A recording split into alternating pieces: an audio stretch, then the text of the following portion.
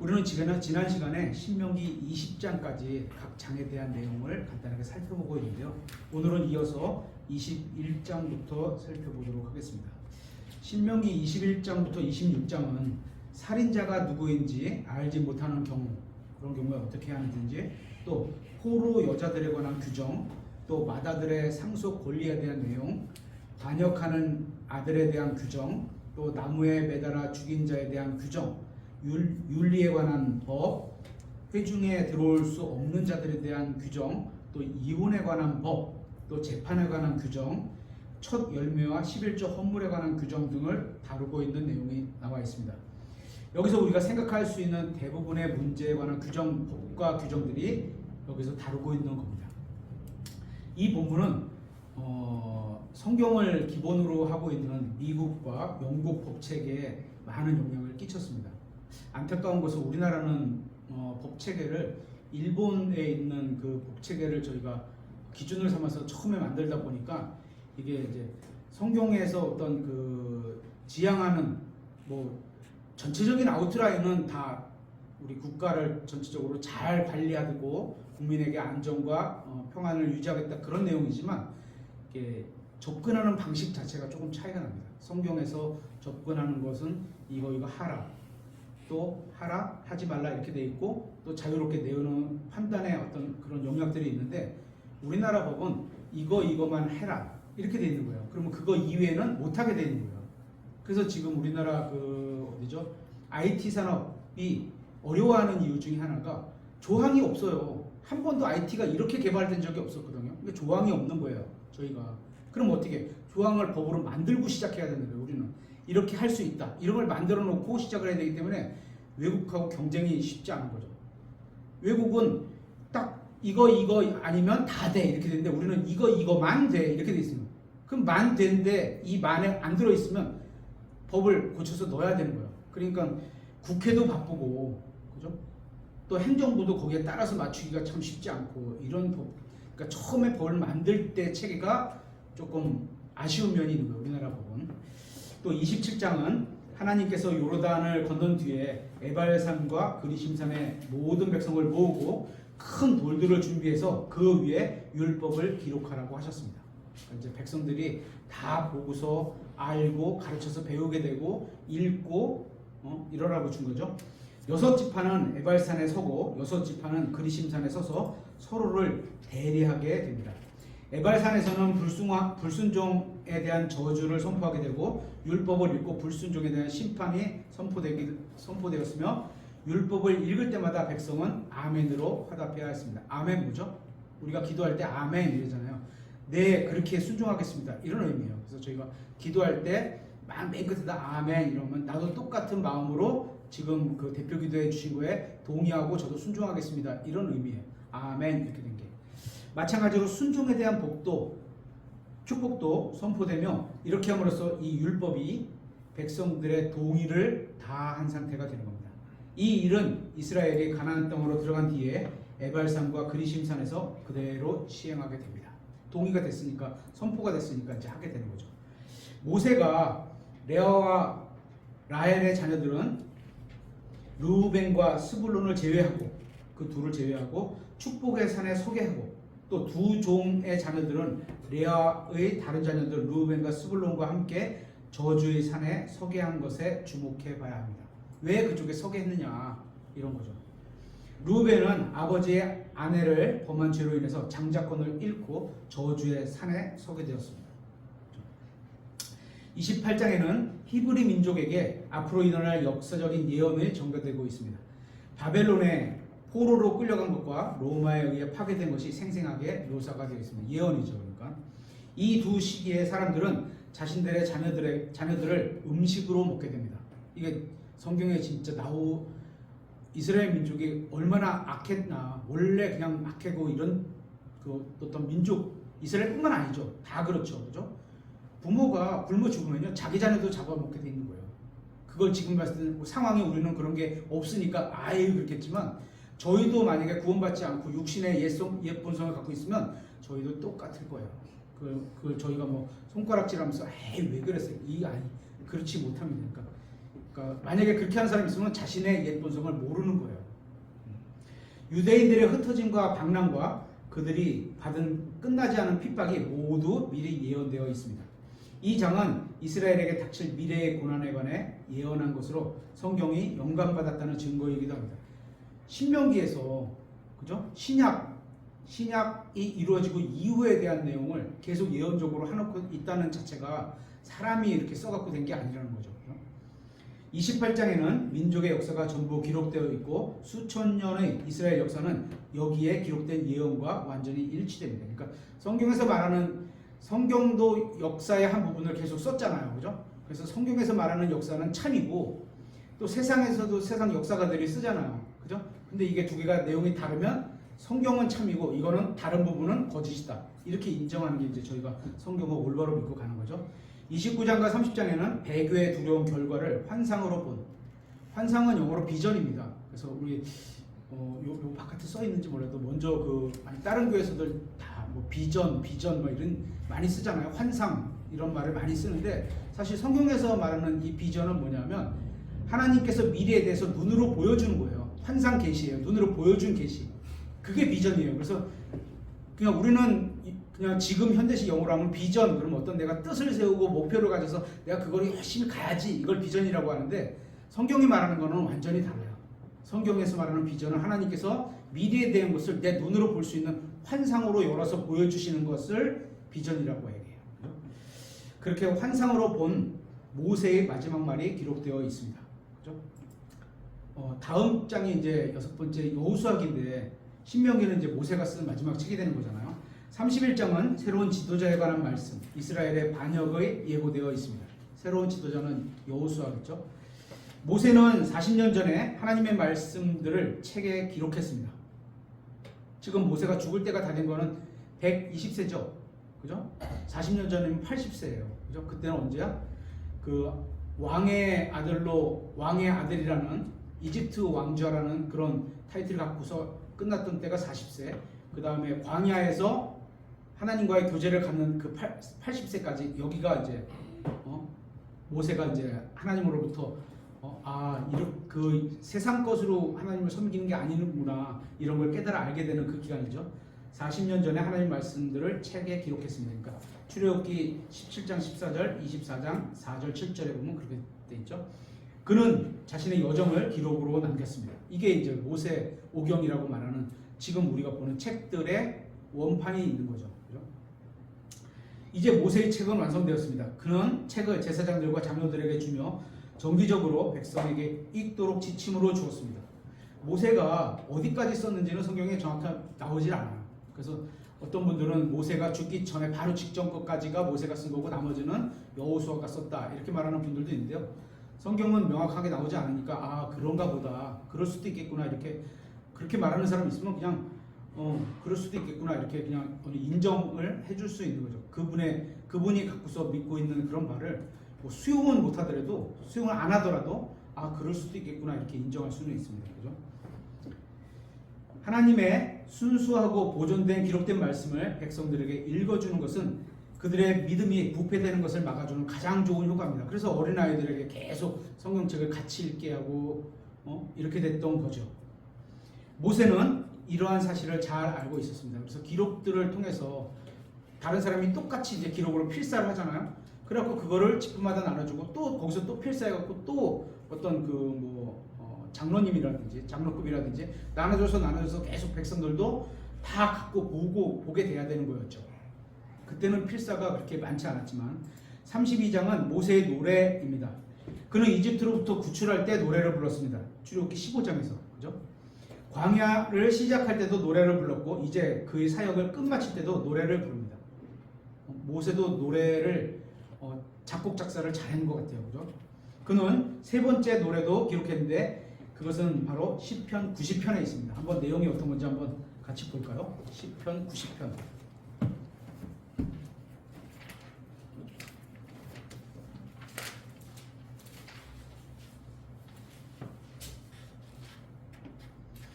시편에 보면 하나님의 사람 모세의 기도 이렇게 이게 세 번째 기도입니다.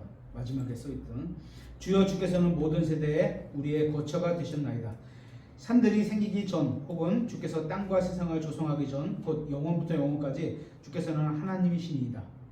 창세기를 본인이 이제 기록하게 됐으니까 이런 사실을 다 알았겠죠. 주의 눈앞에는 천년이 단지 지나간 어제와 같고 밤의 한 경점과 같나이다. 그러니까 사람이 보는 눈하고 하나님 보시는 눈은 다른 거죠. 주께서 그들을 홍수로 하듯 쓸어 가시니 그들은 마치 잠 같으며 아침에 자라는 풀 같으니라. 풀은 아침에 꽃을 피우고 자라다가 저녁에는 베어 시드나니. 사람의 인생이 이렇잖아요, 그렇죠? 우리가 주의 분노에 의해 소멸되었으며 주의 진노로 인해 근심하나이다.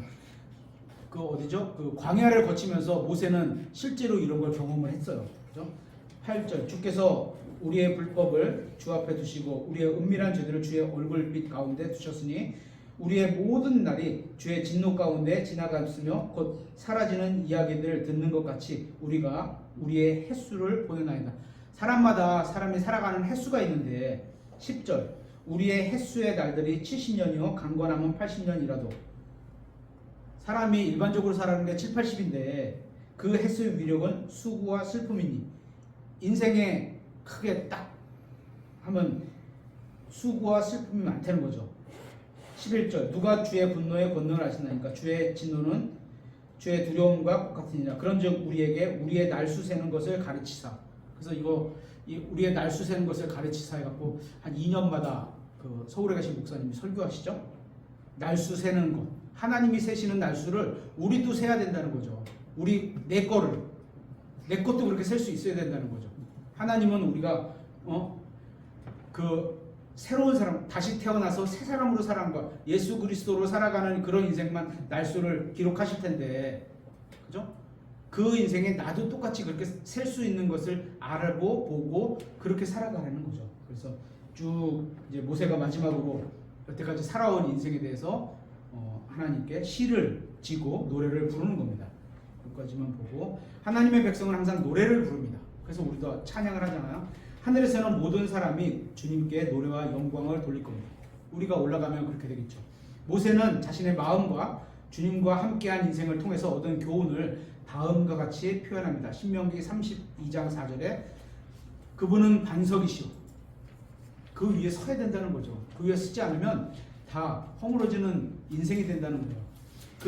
그분의 일은 완전하니 자신이 경험을 해보니까 하나님의 일은 퍼펙트하다는 겁니다. 그분의 모든 길은 판단의 공의이니라. 하나님이 가신 길을 따라간다는 건 우리도 똑같이 의롭다, 공평하게 의롭다, 이 길을 가려는 거예요. 공평하게 의롭지 않은 길을 선택하는 것은 그분의 가신 길을 가는 게 아니에요, 우리가. 그죠? 그분은 불법이 없으신 진리의 하나님이시니 의로우시고 오르시도다. 하나님은 오르신 분. 옳은 것과 다른 것은 틀린 거예요. 그죠? 옳은 것과 다른 것은, 같은 것은 다른 게 아니지만, 그죠? 옳은 것과 다른 것은 틀린 거예요. 그죠? 32장 15절에는 또 이렇게 나오죠. 타락에 관한 말씀도 주목해 보시기 바랍니다. 32장 15절. 그러나 여수룬은 이집트의 다른 말, 이스라엘의 다른 말이죠. 여수룬이 기름지게 되매 배가 부르고 살찐 거예요. 기름지게 되매 발로 찼도다. 뭔가를 걷어 차버렸어. 뇌가 기름지게 되고 비대하여, 살이 많이 쪘어요. 기름으로 덮임에 그때 그가 자기가 만든 하나님을 버리고, 자기를 만드신 하나님을 버리고, 등 따뜻하고 배부르면 하나님을 버리게 될 가능성이 많다는 거예요. 이런 교훈을 이제 얻게 된 거예요. 하나님께서 은혜를 베풀어 주셔갖고 진짜 계속 먹이고 좋은 걸로 입히시고 신발도 닳지 않게 하시고 광야를 그렇게 낮에는 에어컨으로 밤에는 온풍기로 해서 그렇게 다 인도하셨는데, 그렇게 해서 뜨뜻하게 만들어 놓으니까 어떻게? 자기를 만든 하나님을 버리고 이렇게 돼버린 거예요. 그래서 우리가 삶이 결코 부유한 게, 결코 결과로 봤을 때는 뭐죠? 축복이 아닐 수도 있다는 거예요. 부유한 게 나쁘다 이런 얘기는 아닙니다. 부유할 수 있어요. 열심히 벌면 부유하게 되잖아요. 그죠? 하지만 부유한 게 꼭 결말에서 축복이 되지는 않을 수 있다는 거죠. 버리고 자기의 구원의 반석을 소홀히 여긴다는 거예요. 소홀히 여기는 거예요. 그죠? 여겼도다. 18절에는 배교의 마지막 상황을 이렇게 언급하고 있습니다. 너를 낳으신 반석을 내가 마음에 두지 아니하고 하나님을 마음에 두지 아니하고 너를 지으신 하나님을 내가 잊었도다. 하나님을 잊고 살면, 하나님 말씀을 떠나고 살면 등 따뜻하고 배부르면 떠나게 돼 있어요. 돈으로 갖고 할 수 있는 게 많잖아요. 그죠? 주님은 나의 반석이라고 고백해도 그 반석을 소홀히 여기면 결국 반석을 잊고 살게 된다는 겁니다. 예수님을 잊고 사는 거랑 똑같은 거예요. 33장에는 모세가 축복을 합니다. 12지파를 일일이 열거하면서 그들의 미래에 관해서 예언을 합니다. 34장에는 모세의 놀라운 인생이 끝납니다. 모세는 120년간 살며 약속의 땅 입구까지 가게 됩니다. 입구까지만 가는 거예요. 신명기 34장 7절에 모세는 죽을 때 나이가 120세였으나 그의 눈이 어둡지 아니하고 타고난 힘도 줄지 아니하더라. 육신의 건강만 갖고 생명이 유지되는 건 아니라는 말이죠. 그죠? 같이 가면 좋은데, 다 건강하면 좋은데 꼭 그게 아니라는 거죠. 건강해도 하나님이 그만 살아 그러면 거기까지라는 겁니다. 모세는 비스가 산의 꼭대기에 올라가서 자신의 집을 바라보고 왔습니다. 그는 약속의 땅에 들어가기를 원했지만 하나님께서는 그의 혼을 더 나은 곳, 어디? 아브라함의 품, 구약이니까. 그렇죠? 아브라함의 품, 안식으로 데려가셨습니다. 평안히 안식하는 대로 데리고 가신 거죠. 유다의 증언에 의하면 모세가 죽은 곳에서 장례식이 있었고, 유다서 1장 9절에 보면 마귀하고 미카엘이 싸워, 몸을 갖고 막 이렇게 가져가겠다고 싸워요. 그걸 보고서 그 장례식에는 마귀와 미카엘이 참석했는데 하나님께서는 그 몸을 하나님이 묻어주셔서 아무도 사람들이 장소를 알 수 없다는 거죠. 그래서 이렇게 해주신 어떻게 보면 모세가 계속 육신을 입고 사람들이 그 요셉이 이집트에 있었던 자기 몸을 다시 갖고 올라오라고 했던 것처럼 모세의 그 육신이 아마 남아 있었으면 우상숭배했을 수도 있어요. 그렇죠? 36장 4절 그분께서 벳볼 맞은편 모압 땅에 있는 골짜기에 그를 묻으셨으나 그분께서 묻으셨으나 이렇게 된 거예요. 아무도 몰라요. 아무도 이날까지 그의 돌무덤에 대해 알지 못하느니라. 알았으면 하나님께서 이렇게 행하신 이유는 그의 몸이 경배나 숭배의 대상이 되지 않도록 하기 위함입니다. 이집트에 보면 왕들 쭉 말려가지고 어떻게 보면 안에 있는 습기를 급속도로 빼버리면 쫙 굽잖아요. 그냥 바짝바짝 말리잖아요. 그럼 썩질 않잖아요. 그렇게 해놨으면 모세의 몸이 우상시되고 또 성지순례할 때 거기 딱 가서 다 구경할 거 아니에요. 그렇죠? 근데 하나님은 그걸 원치 않으셨던 것 같아요. 모세의 무덤이 어디 있는지 아는 사람은 아무도 없기 때문에 히브리인들은 죽은 몸을 숭배하러 성지순례를 하지 못했습니다. 모세는 이스라엘 자손을 이집트에서 인도에 나왔지만 약속의 땅으로 인도하여 들어가지는 못했습니다. 그 일은 후임 사역자 여호수아가 수행을 하게 됩니다. 모세는 비슷한 시기에 살았던 친척들보다 몇 년 조금씩 덜 살긴 했습니다. 레위는 137년 살았고 고앗은 133년, 아브라함은 137년, 아론은 123년, 미리암은 126년을 살았습니다. 모세는 40년간 이집트에서 파라오의 아들이라 불렸고 세상에서 대단한 사람이 되도록 교육을 받았습니다. 왕자면 얼마나 대단하겠어요. 통치해야 되는 왕인데 그 후에 40년간은 광야 저편에서 아무것도 아닌 사람이 되도록 교육을 받았습니다. 누구에게? 하나님께. 너는 아무것도 아니다. 그죠? 그리고 나서 이러한 교육을 받은 사람은 하나님께서 어떻게 사용하시는지 40년간 또 배우면서 쓰임을 받게 됩니다. 모세는 위대한 사람입니다. 하나님께서 그가 세상에서 가장 온유한 사람. 온유가 그 어떤 분 설명해 보면 물에다가 이게 돌멩이 하나를 탕 떨어뜨리면 철렁철렁 거리잖아요. 근데 이게 철렁철렁이는 게 더 커지면 온유가 아니고 급속히 빨리 줄어들면 분명히 내 마음에 누군가가 얘기를 하면 마음이 확 동요가 돼서 막 타오를 수 있잖아요. 그거를 빨리 가라앉히는 사람. 그런 사람을 온유한 사람이라고 그러죠. 그래서 백성들이 하나님을 향해서 막 불평을 할 때 그때도 그렇고 하나님께서 백성에게 화를 내려고 할 때도 그때도 또 하나님을 향해서 온유한 역할을 다 하셨고, 백성이 그럴 때도 또 백성을 향해서 온유한 역할을 다 했던 것 같아요. 모세의 인생을 통해서 우리는 많은 것을 배울 수 있습니다.